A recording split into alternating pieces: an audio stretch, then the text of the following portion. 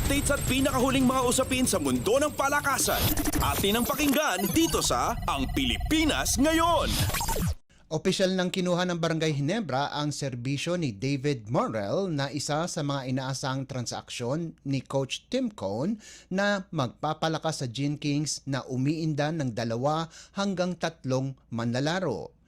Inanunsyo ng PBA ang transaksyon ng Ginebra sa kanilang website 2 araw bago ang 5 araw na bintana para sa 9 na iba pang koponan bukod sa San Miguel para kunin ang serbisyo ng Magnolia Free Agent Forward. Sa ilalim ng panuntunan ng PBA, ang paglipat ng player sa sister team ay hindi pinapayagan maliban lamang kung hindi kukunin ang player ng ibang koponan.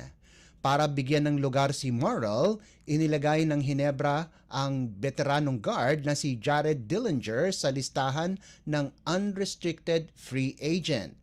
Gayunpaman, lininaw ni Cone na hindi lamang si Morrell ang kailangan ng Ginebra para bunan ang posisyon ni Jamie Malonzo na kasalukuyang may calf injury ay pati na rin sina Aljon Mariano at Jeremiah Gray. Sa kabilang banda, pinagana muli ng Magnolia si Rome De La Rosa na isang regular na starter bago siya nagpahinga dahil sa isang ankle injury na natamo niya noong unang laro ng Hotshots sa Philippine Cup laban sa Converge. Updates at pinakahuling mga usapin sa mundo ng palakasan.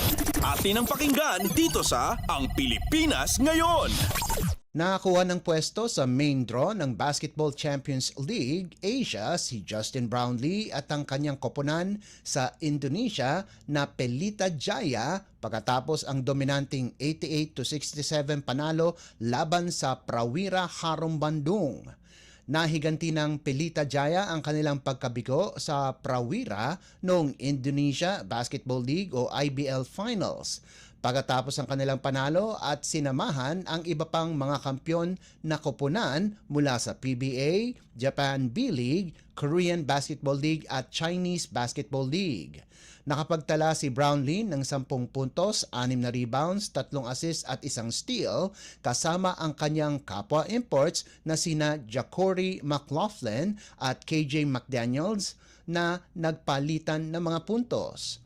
Nagtapos si McLaughlin ng may 24 na puntos habang si McDaniels na dating import ng TNT at Meralco sa PBA ay nagambag ng double-double na may 15 puntos at 17 rebounds.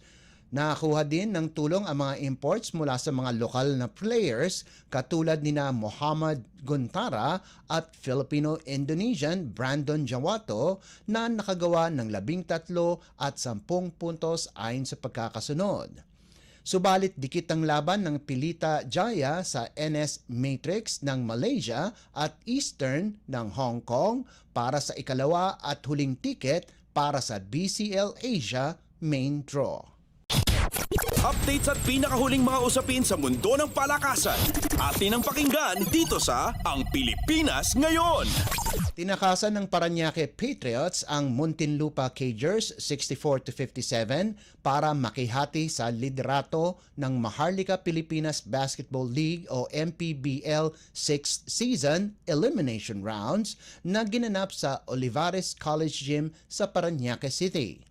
Nakagawa ng 2 3-pointer si Philip Manalang habang kapwa sina Marky at John Ray Villanueva ay nakatirada ng tig-isang 3-pointer para makontrol ang laban sa 62-55 para kunin ang kanilang ika-4 na panalo sa loob ng 4 na laro at samahan ang Zamboanga Masters Sardines sa tuktok ng team standings. Nagtapos si Yi ng may 10 puntos at 13 rebounds para kunin ang Best Player of the Game Award para sa Patriots. Nakalikom naman si Manalang ng 12 puntos, 4 na rebounds at 4 na assists habang ang tubong Parañaque na si Paulo Castro ay nakapag-ambag ng 10 puntos at 3 rebounds. Bagsak naman ang Muntinlupa sa kanilang ika-4 na sunod-sunod na talo kahit sa ganda ng nilaro ni Joshua Giab sa nagawa nitong 15 puntos at 10 rebounds, pati na rin ang 13 puntos at 4 na rebounds ni Joshua Miguel Marcos. Updates at pinakahuling mga usapin sa mundo ng palakasan.